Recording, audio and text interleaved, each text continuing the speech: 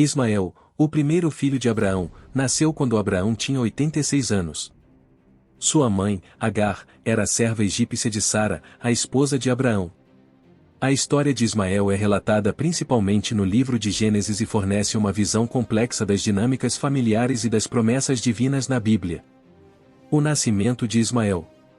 Deus prometeu a Abraão que ele teria muitos descendentes, mas sua esposa, Sara, era estéril.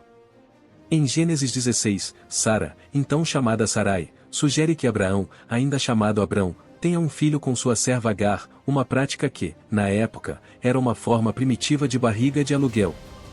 Agar concebe Ismael, mas isso cria tensões. Quando Agar percebe que está grávida, ela começa a desprezar Sara.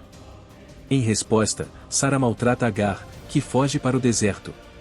Lá, o anjo do Senhor aparece a Agar e ordena que ela volte, prometendo que seu filho será pai de uma grande nação e que seu nome será Ismael, que significa o Deus ouviu. Ismael é circuncidado aos 13 anos, conforme ordenado por Deus a Abraão como parte da aliança, Gênesis 17. Apesar de Ismael ser o primeiro filho de Abraão, Deus especifica que a aliança será através de Isaque, o filho que Sara dará à luz. Mesmo assim, Deus promete abençoar Ismael e fazer dele uma grande nação. O nascimento de Isaque exacerba as tensões entre Sara e Agar. Durante a festa de desmame de Isaque, Sara vê Ismael zombando de Isaque e pede a Abraão que expulse Agar e Ismael, para garantir que Isaque seja o único herdeiro. Abraão fica perturbado, mas Deus lhe diz para seguir o conselho de Sara, prometendo novamente que Ismael será uma grande nação. Abraão envia Agar e Ismael ao deserto com suprimentos escassos. Quando a água acaba, Agar, desesperada, deixa Ismael debaixo de um arbusto e se afasta para não vê-lo morrer. Deus ouve o choro do menino e um anjo diz a Agar para não temer, mostrando-lhe um poço de água.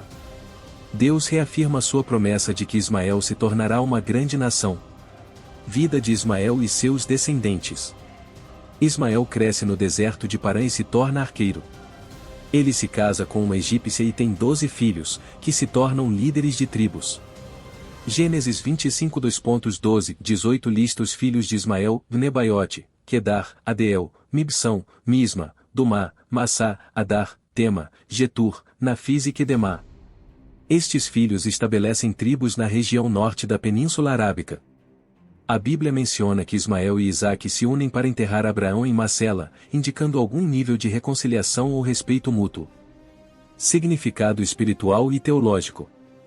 A história de Ismael é usada no Novo Testamento pelo apóstolo Paulo para ilustrar uma verdade espiritual. Em Gálatas 4:21-31, Paulo contrasta a antiga aliança, representada por Agar e Ismael, com a nova aliança, representada por Sara e Isaque. Ismael simboliza o nascimento natural e a escravidão à lei, enquanto Isaque representa o nascimento sobrenatural e a liberdade através da fé em Cristo.